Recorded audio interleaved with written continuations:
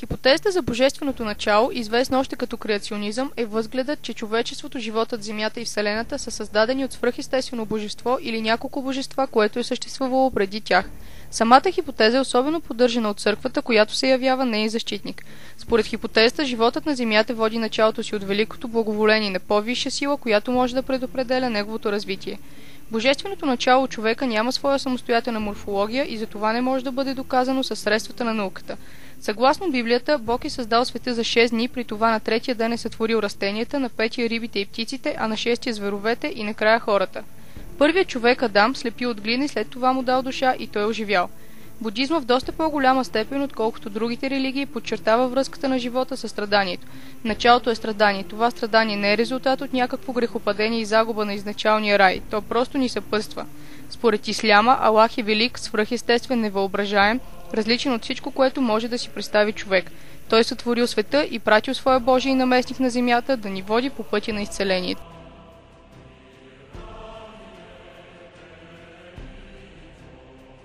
Според тази теория, Земята никога не е възниквала, а е съществувала вечно. Винаги е била способна да поддържа живот и дори и да се изменила, промените са били незначителни. Съгласно теорията, видовете никога не са възниквали, а също са съществували вечно, като за всеки вид има две възможности – или да се увеличи числено, или да изчезне. По съвременни оценки, основани на скоростта на разпад на радиоактивните елементи, възрастта на Земята е 4,6 милиарда години. По-съвременните методи на датиране дават все по-високи оценки за възрастта на планетата, което позволява на защитниците на стационарното състояние да приемат, че Земята е съществувала вечно. Защитниците на теорията не признават, че наличието или отсъствието на определени изкопаеми останки оказва времето на появяване или изчезване на даден вид и като доказателство привеждат ръкоперите риби латимерии. Според палеонтоложките данни, ръкоперките са измрели в края на креда. Това заключение трябваше да бъде преразгледано, когато в района на Мадагаскар биват уловени живи екземпляри. Според тази теория, само чрез сравняване на живи видове с изкопаеми останки може да се направи извод за тяхното измиране. Използвайки палеонтоложки данни за потвърждение на теорията, защитниците интерпретират появяването на изкопаемите останки в екологичен аспект.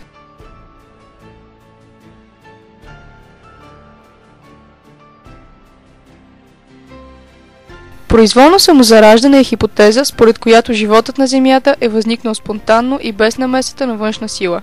Теорията твърди, че от различни биологични продукти, смесени по подходящ начин, могат да се образуват живи същества като мухи, мишки, плъхове и други. Хипотезата достига такава популярност през средновековието, че дори са се предлагали рецепти за възникването на различни животни от мръсно бельо и други. Давали са се и рецепти за възникването на човек. През 16 век италианският учен Франческо Реди убедително доказва, че тази хипотеза е изначално грешна, след като провежда редица експерименти, известни като опити на Реди. Един от тези опити е следния.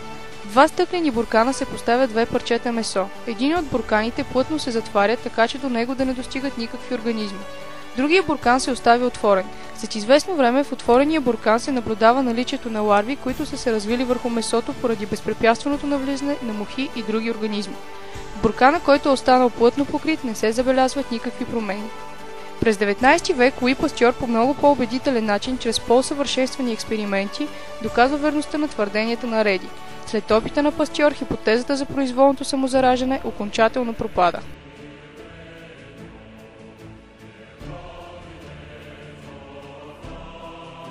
Панспермия е хипотеза за появата на живот на Земята в резултат на преноса от други планети на зародиши на живота.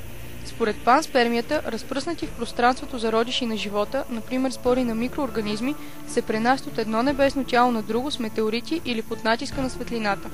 Първото известно споменаване на идеята е в писанията на гръцкия философ от 5 век преди новата ера Анаксагор от Клазумен, но идеята е била в сянка, докато през 19 век не е съживена от няколко учени и най-вече от Херман фон Хелмхолц през 1879 г. и малко по-късно от Сванте Арениус. Все още няма достатъчно доказателство, което да подкрепи или оборва тази теория. Сър Фред Хойл е един от най-големите проповедници на хипотезата, че и в наши дни форми на живот продължават да навлизат в земната атмосфера и може би са отговорни за внезапните епидемии, нови заболявания и генетични новости, така нужни за макроеволюцията.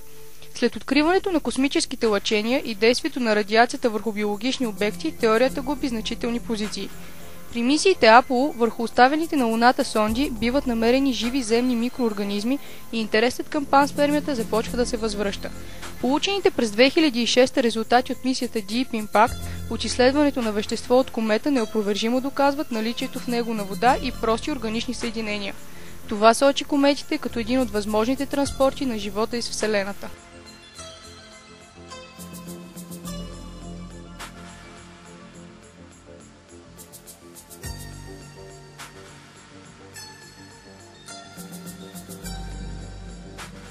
Най-широко разпространената днес, оригинална и потвърдена с експериментални доказателства е теорията на руския академик Александър Опарин – теорията за биохимичната еволюция.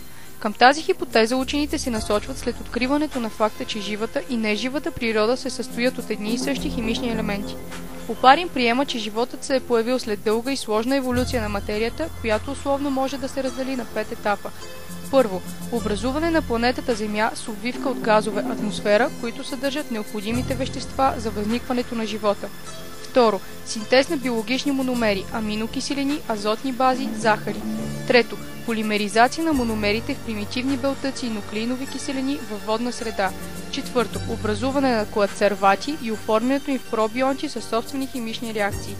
Пето, развитие на механизъм за самовъзпроизвеждане, който да осигури на дъщерните клетки всички метаболитни и химични способности на майчината клетка.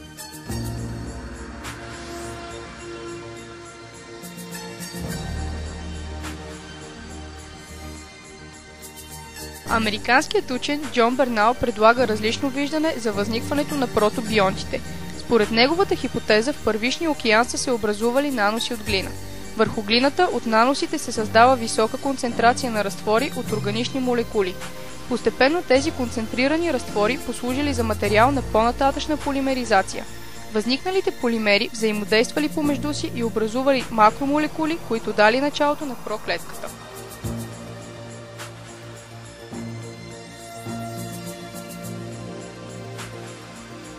През 1972 г. Манфред Айген създава теоретична концепция за еволюцията на макромолекулите. Животът е резултат от еволюцията на материята и е възникнал като естествен етап от усложнението й, подчинявайки се на физически и химически закони. Преходът от органични макромолекули в жива клетка се нарича абиогенезис.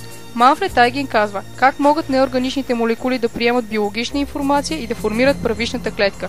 Това само по себе си е неразрешим проблем.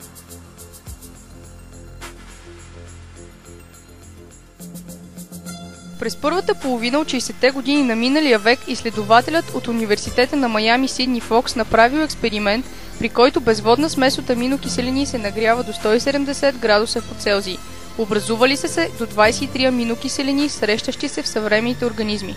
Промивайки горещата смес от изкуствени полимери с вода или разтвори, Фокс получил многобройни гранули няколко микрометра в диаметър.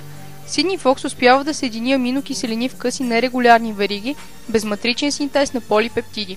Той описва подобни на коацерватите самоорганизиращи се структури и ги нарича микросфери. При охлаждане на нагретите концентрирани разтвори на протеиноиди самопроизволно възникнали малки сферични капки с двуслойна обвивка, напомняща мембраната на бактериите и със способност за делене. Техни обвивки реагирали на промяната на осмотичното налягане, аналогично на реакциите на жива клетка. С това се изчерпват реалните успехи в рамките на теорията на Опарин. Получените белтъчни молекули не може ли да се копират и предават информацията на потомците коацервати?